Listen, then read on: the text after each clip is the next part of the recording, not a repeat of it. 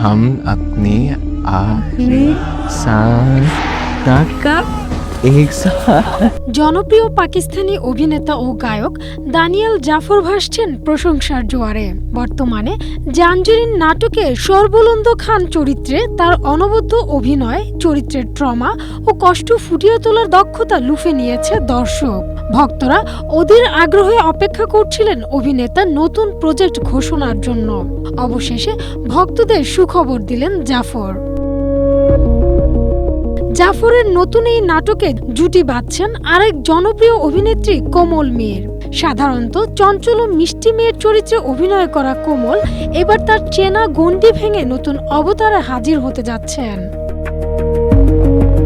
Green এন্টারটেইনমেন্টের ব্যানারে আসতে যাওয়া নাটকটির নাম এখনো চূড়ান্ত করা হয়নি, তবে প্রাথমিকভাবে নাটকটির নাম রাখা হয়েছে রাকাস।